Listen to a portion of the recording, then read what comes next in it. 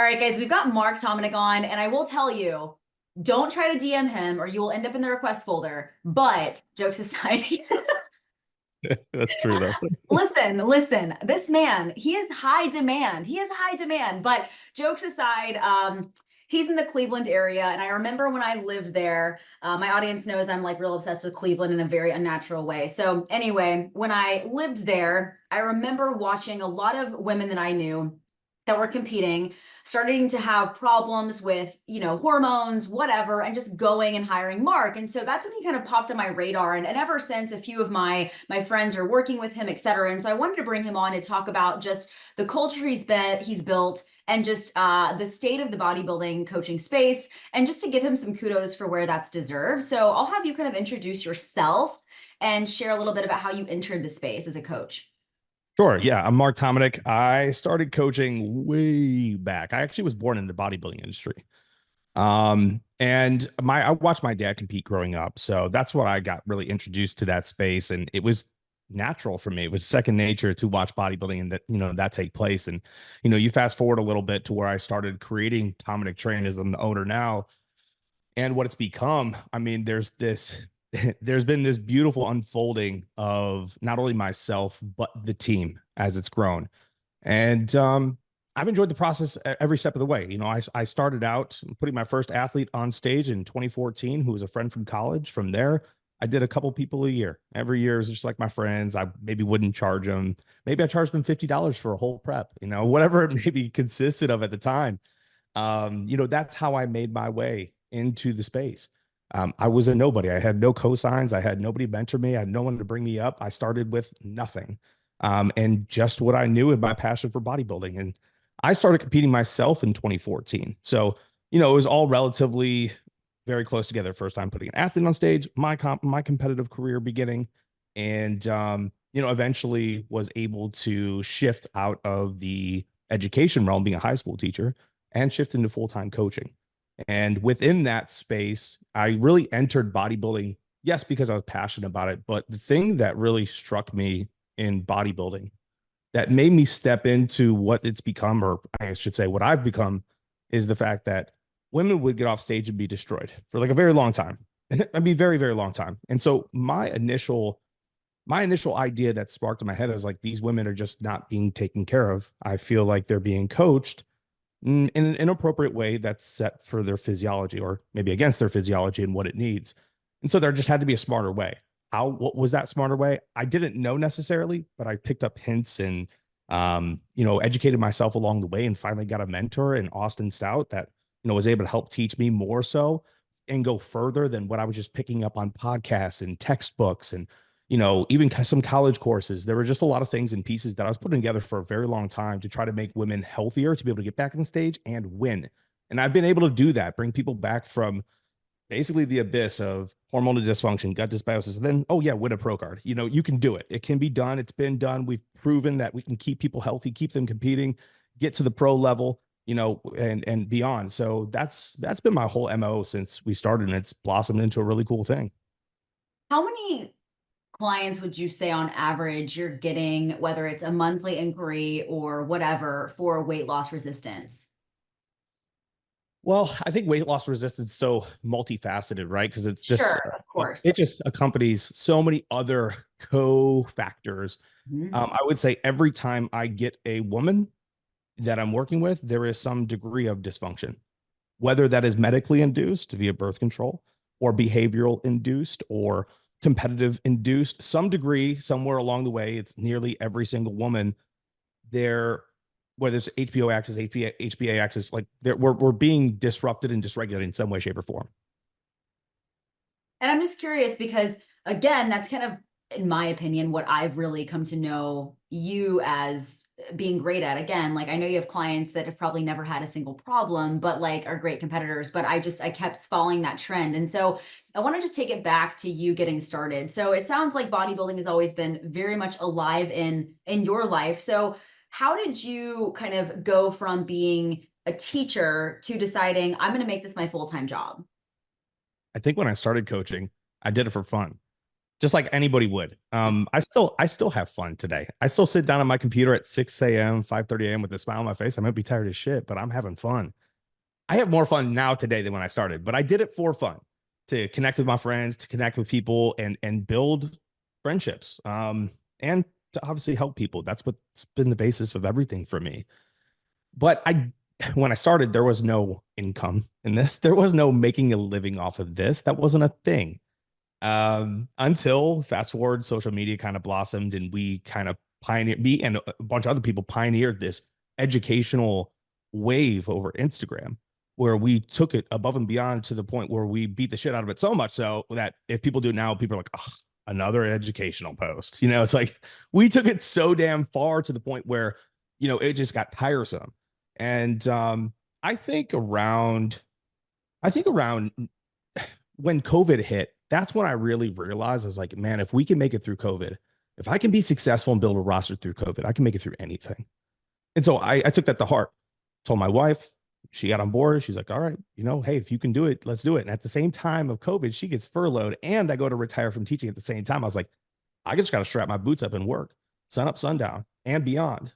There was times I would wake up at 4:30 a.m., get a workout in and go to teach. And all day I'd be teaching and coaching. And then I would get home. I would coach some more. I would train because I was an active bodybuilder at the time. I would work on the house that we were remodeling. And I would get to bed by like midnight, 1 a.m. and wake up at 4:30 and do it all over again. I did that for years. And so for me, it was like, if I can do this and really make a living for myself and provide for my family, provide for my wife, I was like, why would I not take the shot? Everyone's telling me teaching's great.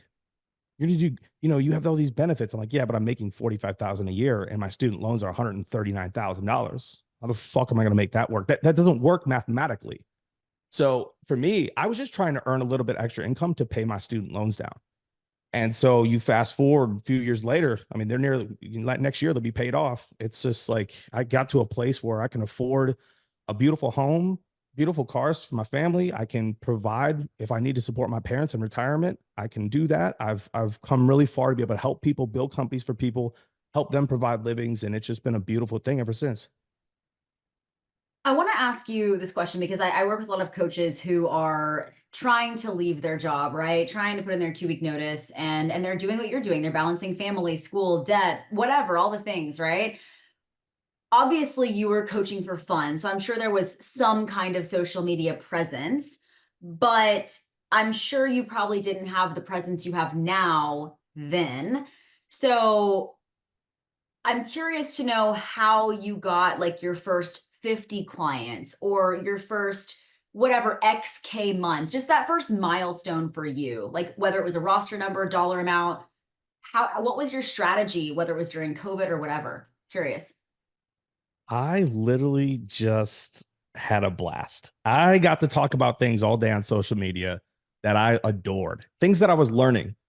A life that I grew up in, to me, was never about a dollar value. I remember retiring from teaching because I think I 5x'd my teacher salary in a month. And I was like, all right, like I wasn't even trying. I don't know how many athletes I even had at the time. I didn't even keep records of this stuff because to me, it was just, I was moving so quick, so fast paced, and I was just having fun. And so it went by like a blink of an eye. I think where it really struck me was when my teaching salary was paying my bills and I was just stacking accounts full of money and I was working out of this very tiny, shitty home. I was like, oh, I can really do this, So it wasn't maybe a dollar value or a client amount. It was just, can I live and can I supersede what I'm doing with teaching? And the answer was an easy yes for me. And I would say now, even though I have more followers on social media, I get far less engagement because I don't try on social media. The content I make creates itself. I don't actually sit there and create content. I spend $0 on content creation. I spend 0 minutes a week on content creation. I post pictures of my athletes send me and they just kick ass and get results. I got, when I started and I did the educational like realm and I stuck to that. But that was back when we needed the education because nobody was educated. Now everyone's educated. Everyone has the same access to information. I think I got way more engagement, shares, likes, comments than I get now. And I have 5 times the followers that I had. So I hope that answers your question a little bit. No, it does. And the reason I'm asking for context is because, you know, when you first started, you didn't have the clout that you had now. And I think a lot of coaches listening are going to think, oh, well, if Mark doesn't have to think about content, then I don't have to think about content. And that's, you cannot compare, because those coaches that grew businesses between 2013 to 2016, it's so different than it is now. And to your extent, yeah, I mean, my pictures of oatmeal got more engagement 6 years ago than they do now with my edited videos that, you know what I'm saying? Like, that's just how it is. And I think if we look at engagement more so of like conversations in the DMs or inquiries, things like that, look at that. But those vanity metrics, it's so hard now. Instagram just makes it so hard to grow. But to your point, exactly, no longer is like, adrenal insufficiency or whatever. Those buzzwords aren't shiny anymore because there's so many great mentors. And if you are not, if you're a bodybuilding coach and you're not talking or educated on those things, you're not going to grow a business. You're going to fuck up some bodies on accident without meaning to, right? And then they're going to hire Mark. So, Yeah. um, Yeah.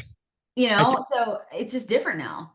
there is. And I think I've just lived by one whole metric. And there was a coach that told me when I started this, what I'm going to tell you. And they don't live by this anymore, as I found out. And so it was kind of disappointing to me, because when they told me it, it really stuck.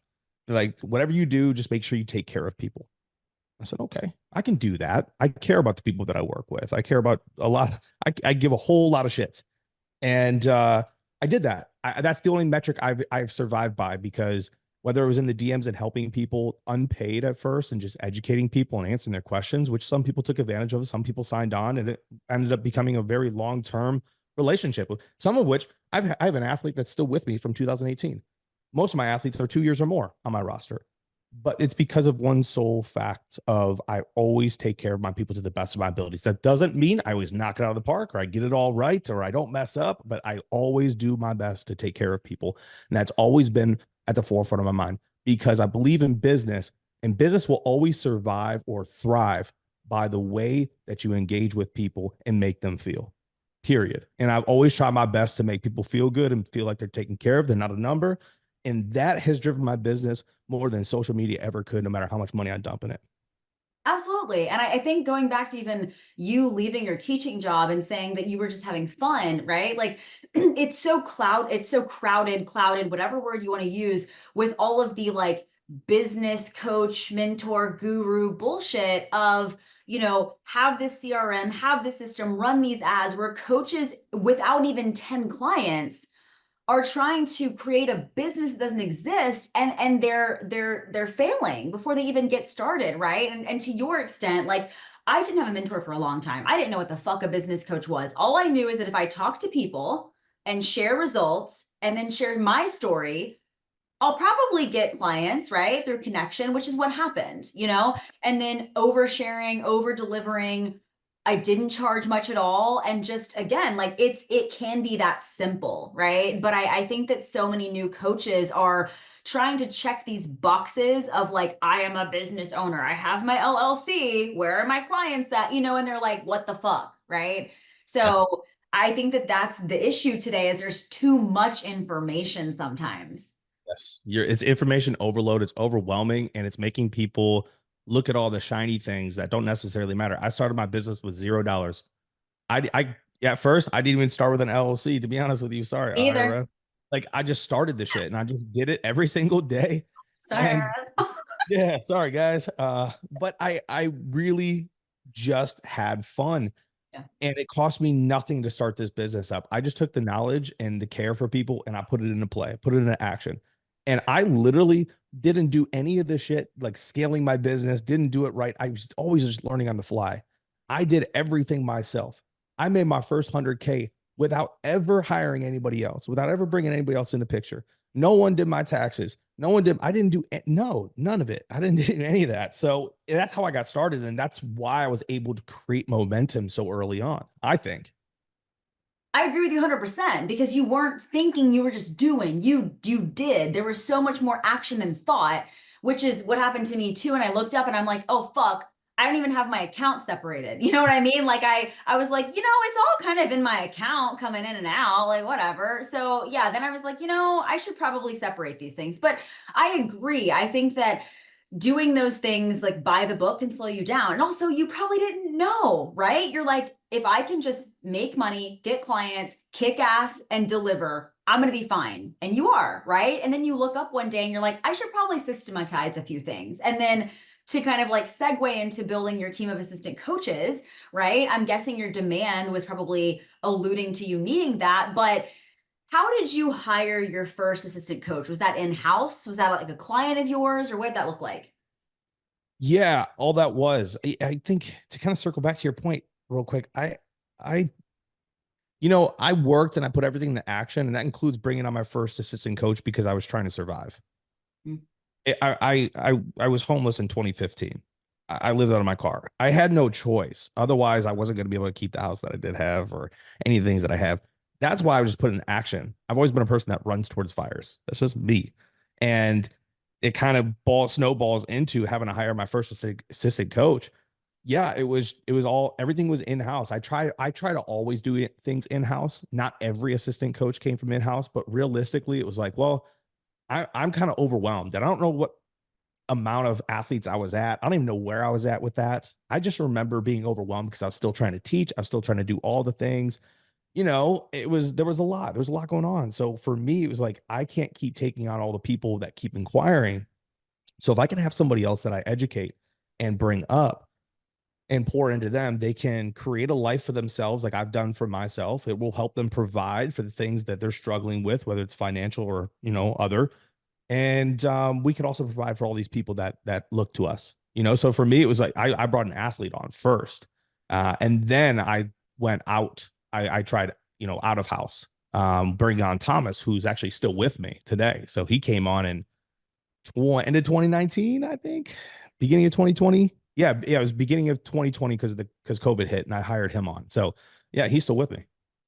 And obviously, my count was incorrect, but you've got 5 assistant coaches. I was one off, so sorry. But that's a great accomplishment, right? Like there are so many people that struggle with one.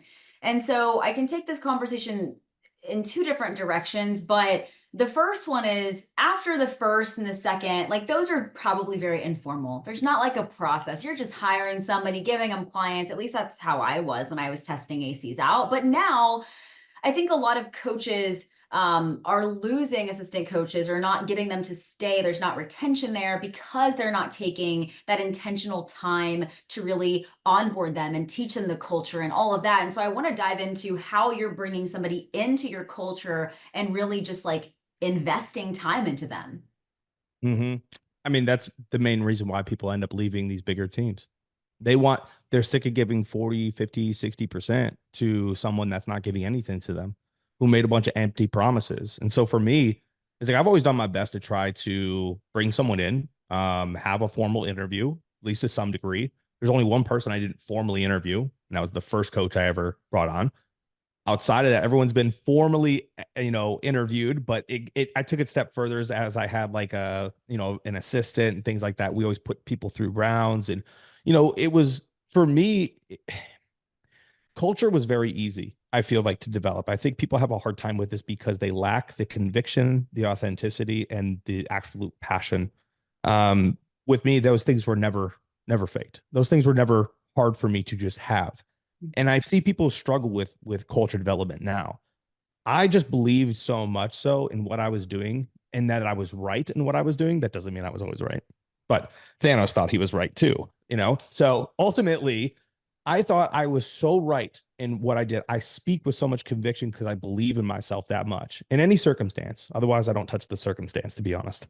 Find somebody else to touch the circumstance you don't believe in. You know what I mean? So for me, I think culture just naturally developed. I believe so much. The people that I attracted believe so much. When Tomanek Train started, even though we were more health conscious focused, these were some motherfucking diehard monk life bodybuilders. Whether they were a small woman from a small town in Ohio that's 100 pounds, or Max, who's on stage right now at the Amateur Olympia, splitting second, center of first callouts, potentially going to take home a pro card today. everybody that came to me during that time, they were looking for a place. They were sick of, if it fits your macros, being taken too far. And that's not to say it's a bad practice. It can be just taken too far, like anything on a spectrum. People were tired of feeling like numbers. People just wanted to grind out in the gym, in a grunge like gym, which I own, and just grind every single day. So it was easy to get people to buy in because I wasn't selling anything. I was just being me. I was doing what I do best, and that was be a bodybuilder, eat like a bodybuilder, sleep like a bodybuilder, train like a bodybuilder, do everything that a bodybuilder does and have fun doing it. Right. So when I did that, I just easily attracted people. They came my way. People asked, people would hop in my DMs. People still do hop in my DMs. Okay, hey, you looking for another coach? I mean, you got to fit the part. So as we started adding people to the culture, the biggest thing for me when I started building the culture, when I actually intentionally started doing this, I want to broaden the culture. I want to bring in people that maybe don't see the same things that I do. I want to bring in people from different walks of life that have different backgrounds. Now, this was both good and bad. I ran into times where people just truly didn't fit the culture and I tried to do something different. Not shame on me for trying, but I probably should have stuck to my bread and butter, and I have now done that. I've reverted Tomanek Train back to this more hardcore bodybuilder oriented team. We've tried splitting off and creating a lifestyle team and try to integrate more different types of people with different ways of thinking. And I think that works really well up to a certain degree until it becomes too obscure. And then I watched my team collapse in and on itself a little bit when that happened. And I was like, you know what? I strayed too far. I tried to do too much. I strayed far from my path and what I know to be true to my heart and close to my heart.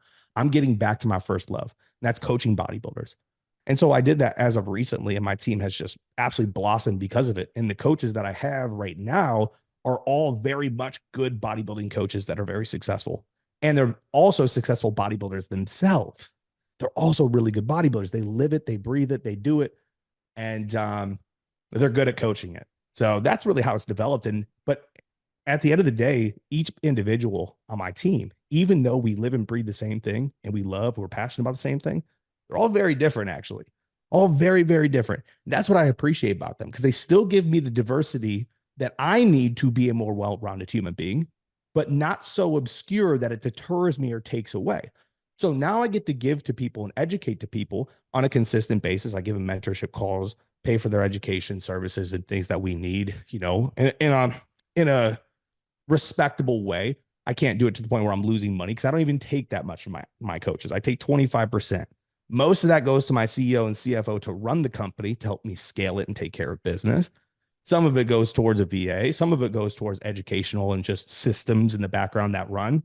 At the end of the day, I take home 7%, but that 7% is what's paying for the education and the systems are in the background. So I don't take home anything from my company. All the money that I have earned in my entire lifetime of coaching has been from my pockets and my hard work only. And that's something that I do pride myself on. I don't necessarily need to make money. I need to keep expanding the company and our mission that we started with. And that's what I have done continuously by investing in people, teaching them so they can take care of people and connect with people that I can't. This is a little sidebar on just being a business owner, but I think so many coaches, and not in a greedy sense, but a lot of business owners that maybe have their first multi six-figure year, they start to panic when margins start to dip because a dip is necessary to scale, right? And, we are the only industry that actually has like 40, 50 plus margins. Like I was just looking at Amazon today, actually, to make this point, and their margin is like 7.8%. And it's a 200 plus billion-dollar company. Would you say that Amazon is not successful? Of course not. But I love that you said that because obviously having ACs in general is going to mean that margins are already going to be, you know, not super high, right? Then you have to think about the operating cost, paying the right team members. Most companies that are very successful at like a 7, 8, let's just say 8 or 9 figure level, profit margins are 8 to 12%. And here we are freaking the fuck out when we're not paying ourselves more, right? And so I would love for you to give me some perspective to some of those coaches that are scaling and seeing the gross profit maybe increase, but the margins decreasing. Mm. it takes money. You have to make money. You got to spend money. And I've always known that because my dad was a business owner with the gym. And, I know he didn't make a lot of the business, ever. And that was never really the intention, but that was never my intention either. So I honestly, to be very frank, I never focused on the profit margins. I don't know what I make until I get my taxes from my CFO. I was like, hey, I need you to sign this. Cool. Cool. Whatever. Yeah, whatever. Hey, can I buy this? He says, yeah, you can buy whatever you want. It's like, we're like, hey, that's probably not a smart decision. Let's wait on that a little bit. Let's do this. Let's do XYZ first. Cool. I trust them to do what they do best. That's what I pay them to do. It's not my job to focus on how much money I make, and I don't care as long as my bills are paid, my wife's taken care of, my dogs are taken care of, and I can someday take care of my family. I'm good. I'm good. I have provided all the luxurious amenities that I'm very grateful for today. But I never focus on the money that comes in. I don't even see what I get paid a month anymore.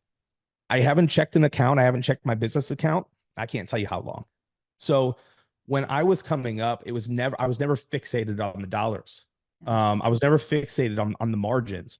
I knew that I had to spend money, whether that was on education or mentorships or paying my CEO and CFO, which I'm very grateful for them because they've done so much for me and they continue to do so much for me. I knew that I had to spend money on things like, for example, this winter, I spent $120,000 on, and it's just straight cash, $120,000 on finishing my basement. In that basement, I built a posing room, which is 20 by 20. It's a massive posing room. My wife designed it. She's an interior designer. She did an amazing job. She's done Cameron Cheek's posing room. So she's very good at what she does there. I spent that money knowing that I'm not going to make that money back directly. But what I can do is I can have team meetups. I can have athletes here, stay here with me on the weekends or for weeks at a time. If they're competing at shows, they can go down there, they can pose. I can help them.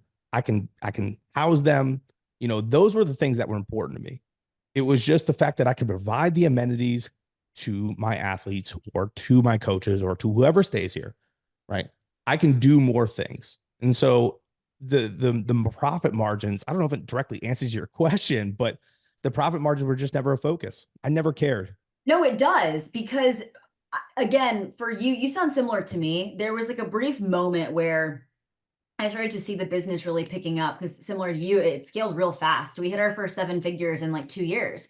And I was taking so much messy action. And I realized that sure, the client base was stable, but this couldn't scale or I was going to break first, right? I was just getting burnt out. And that's when I was like, okay, margins have to dip to go up, right? And that's normal. I'm a big risk taker. Like you said, I run towards fire, kind of the same. But I just find that once those coaches get that first taste of success, like, okay, this is a real thing, they want to cling to that money even though they're so fucking tired and so burnt out and stressed out of their fucking minds, and they just don't want to spend or invest, as I like to say, in the right team person, right? They're like, oh, my best friend knows some graphic shit. I can pay my best friend. No. Like, just hire the best person. Like, don't do that, maybe. So I just wanted to kind of pause because when you said that, I was like, that's a great point to bring up as business owners are scaling. They don't always navigate, right? I just think it's not black and white and just red and green growing a business, but I want to ask you one final thing on that AC question. So what does the first month look like when you bring on an AC? Like, how do you set them up or integrate clients to kind of make sure they are not taking on too much, but that you're monitoring their progress and making sure everything looks good? Yeah. So when I bring on an assistant coach, they go through rigorous training and education with my CEO and CFO. So they'll set up calls and they'll do calls. I think the first week they're on the phone for maybe 7, 8 hours for the week, which is pretty extensive for my CEO and CFO who have a lot of shit to do with not only their companies, but my companies and so on and so forth.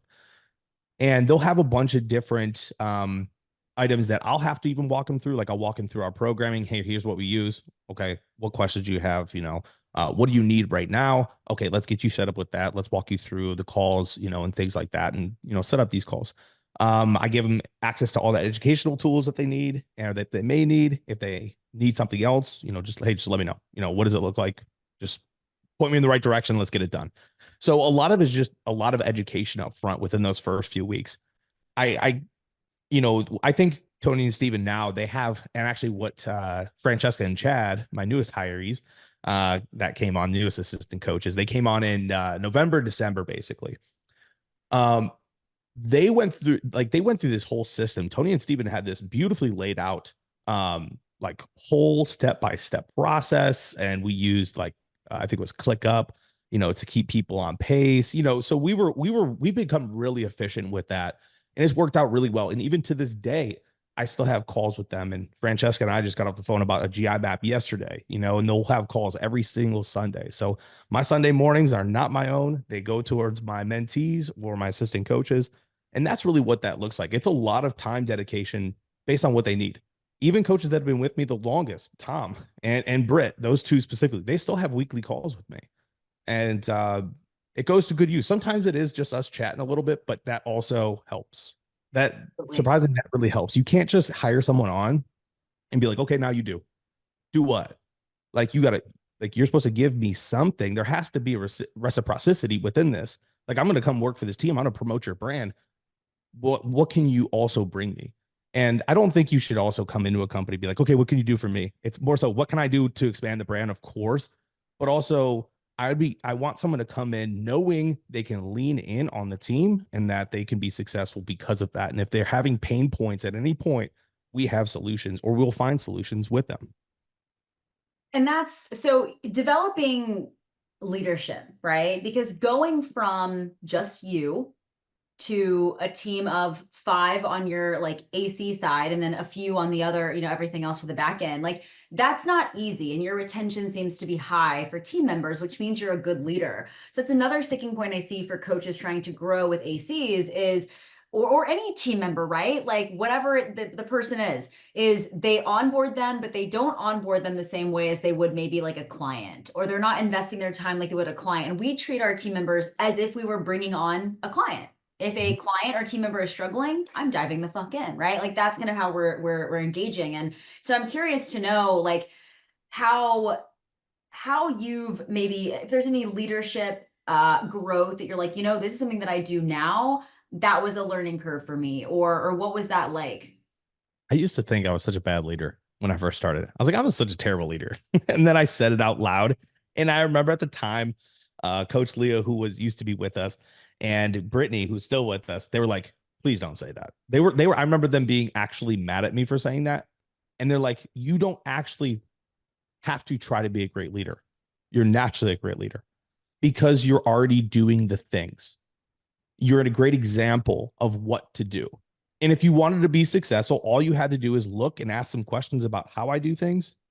And then I'll show you how to do the things and then give you the tools to do the things to be successful.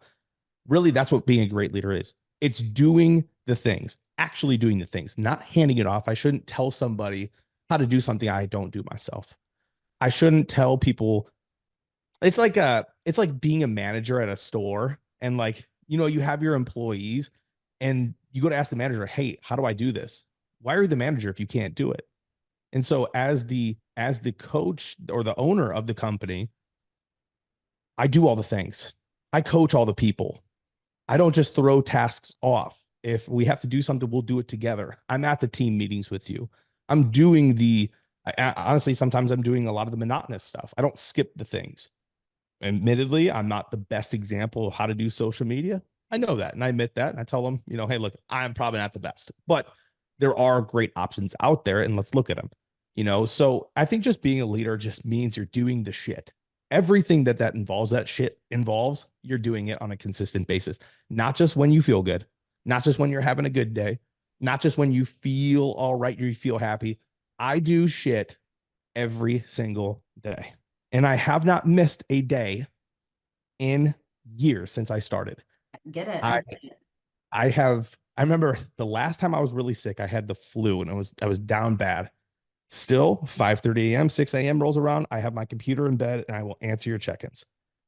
I lead by doing the things and being the example of how I want them to conduct themselves and take care of their people too. I don't think there's another way around it, in my opinion. No, and a lot of that, I agree with all of what you said. And I think that's also just like self leadership too, right? Leading by example. Absolutely. What I find is a lot of the like lone wolf type coaches, which I kind of identify as. You seem like that might be you as well, where we bring people on and we expect a lot out of them. Like they'll be fine, they're good. If they need me, they'll come to me. And I think it's also, especially as somebody that has a sales team, that to me is a better example than like the assistant coaches always, but making sure that like I don't expect a setter with a very grimy job to show up every fucking day ready to hammer out DMs for 8 hours. You know what I mean? So Yeah. it's like getting in there and inspiring them to make sure that my vision is big enough that their vision fits inside of it. And I think that is leadership as well. And it seems like you've created a culture that your vision is front and center, but their visions get to live inside of yours. And that's how I can say that you're likely a great leader. Yeah, I feel like everyone's just like me and thinks like me. That's not a good culture. That's not a good culture at all. Right. I I have done that and it was very I think it was unhealthy. To be honest with you, I didn't like it. I didn't enjoy it like I enjoy it now. Now I have people that I push to be themselves. I'm like, yo, just get out of your head. Come on. Come on, get out of that shell. And once they do and they get to represent who they are, I mean, I'm the biggest nerd ever. Like I have a Pokemon card collection that could buy people's homes. Like it's disgusting. And I love it. I love it to death. I will play video games and everything till my eyes fall out. But I want people to express that individuality. I want people to talk like they talk, not like a professional, quote unquote professional, because I don't believe professionalism is individualism in a way that is geared towards healthy connections. That's professionalism. I don't believe professionalism is a way of talking or looking or anything like that. And so I encourage and I want people to be themselves first and foremost, but I want to make sure also that you're working very hard. And the only way that I can ensure that is if they have the passion, it already has to exist. I can't create the passion. I've tried to do that. I messed up because I invested in people over and over again that just couldn't do it at a high clip. And I expected them to because it's like, it's so easy. Like it's all at your fingertips. Come on. But you can't create that. That has to already exist. And if that already exists, then you just need to put them into, give them the support and tell them it's okay to be themselves and knock yourself out. As long as, again, we're talking about bringing people in that also fit the culture. We don't want to bring someone in like, hey, you're a terrible person. Go nuts. It's common sense here, really. If you had to start your business all over again today in 2024, what would you have to do differently today? What would I do differently or how would I start it again? I mean, I think they're probably both connected, maybe not, but is there anything you would do differently due to just the change in social media today than years ago? I don't know if I'd do anything differently because everything that I've done up to this point, good and bad, has led me to the point that I'm at. And I've learned to be extremely grateful for my mess ups. I've learned to be extremely grateful for the misses because without those misses, they were far more educational than any win could be. And I've won at multiple levels and it's been fun, but they never gave me what losing has given me. And that includes people in my life too. And the lessons that people have taught me, good and bad. I think if I was to start over, I would have still focused on the same damn thing and it would have been connections with people. I just know I would have started with getting to know myself better and getting myself more mentally healthy first. I would have started that and not trying to create something with what felt like a broken soul. I would have done something out of just complete bliss and love for self and love for others instead of just love for others and do it so good so that way I don't hate myself. That's how I would have done it differently. I think in the end, it's still focused on people, but I would have done much better and attracted much greater amount of people that align with me if I would have started like that with me, myself. So this will be the last question I ask you, but growing a business and entrepreneurship in general is really hard. It's really lonely, right? On a personal level. And I know you have a family, so that's amazing. You have support, right? But did you like how did you kind of find your tribe? Did you lose friends as you were growing? Did your circle change? Like any hard lessons with that or any isolation that you experienced as you were growing to the level you're at today? Yeah, when I first started, I remember I remember my best friend. I sat him down and I was like, hey, I have this idea about, I was already personal training at the time, but I was like, what if I can create like exercise programs and give them to everybody, And I called it TX2 at the time. And this is going way back. He was like, that's ridiculous. In so many words, in short, that's ridiculous because it has to be individualized. I was like, yeah, it's going to be individualized, obviously. He goes, that's just a lot. I don't see it going anywhere. And when I left teaching, everyone, including my parents, which I love them to death, they're amazing people. But even they go, you should never leave teaching. This is like to them, my dad's 68, my mom's 58. To them, there's no better career because you got your benefits, you got your retirement. I was like, fuck a retirement. If I can make more in a year than what my retirement will ever make me, then I'm good. I can just make more money. I realize that. So a lot of people weren't necessarily against me. It's not that they didn't support me. It's just they didn't see the vision that I had. They didn't know the determination and willpower that I possessed, that I still possess. It's still very, very, very much there. More so than it was, actually. It's growing. So I do want to say that my circle has changed. It doesn't mean I don't connect or keep in touch with people that are good people. I've had people come in to and what they came into the culture because they thought they could earn from the culture and they were cancer and they had to be dug out. That happens. That's gonna happen in your company. People that you think are good people end up not being good people and taking advantage of the situation, or even you, or take advantage when you're vulnerable, whatever it may be. I would say that, as I continue to grow and as I get older, I'm 34 now. I don't think I'm incredibly old, but I feel good. I feel good for 34. Um, I'm finding, and I'm more intuitive about who's good and who's not. I'll be honest, I still have a lot of people around me like that I started coaching, like Brittany, for example. I started coaching her in I think 2019. Yeah, 2019. So she's been with me 5 years. She's my best friend. She's my best friend. And that's unwavering. And I've mentored her up to become a great coach. She's got over 100 athletes. Like, she's doing phenomenal. She bought a house for herself. She's the first ever in her family to buy a house, in her immediate family to buy a home. Um, I Tom, that's still with me. It's, I know his kids and I get to see him on the call every day. And like those things matter. I'm just realizing now, though, unfortunately, I feel like a little bit late, that those people matter so much more than the extra hours at work.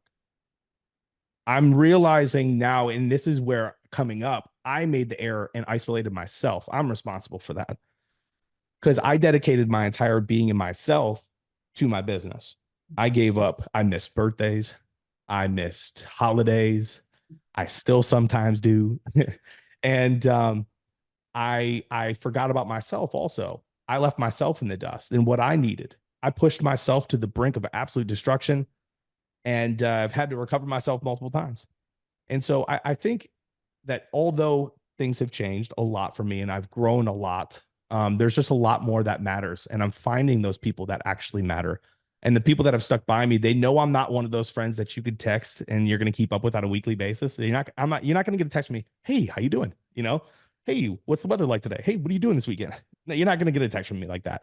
But if you text me, hey, I need you to move this mountain, I'll say to where, and then I'll move the mountain. I still have like my childhood friend. We still message. We talk about video games all the time on my DMs. So he doesn't get caught in the request folder. So I still apologize for that. But I still talk to one of my college roommates, and I hang out with them all the time. And those guys are just some of the purest friends that I could have. I still have one of my first ever personal training clients, Andrew, who now he trains with me. He does jujitsu with me. He's also the photographer. He's still with me, riding with me. I have incredible guys that I wish I would have always paid more attention to and told them how much they matter. And I have the ability to do that now, which I'm grateful for. I have a really good family that's supportive and they're amazing. And I'm very grateful for them. I know not everyone has that. I think to summarize this, if I'm rambling, I would say I just wish that me personally, I wish I would have realized that the business was always going to grow no matter what. and I would have taken some time off and put it aside to spend more time with the people that I love and that love me very much.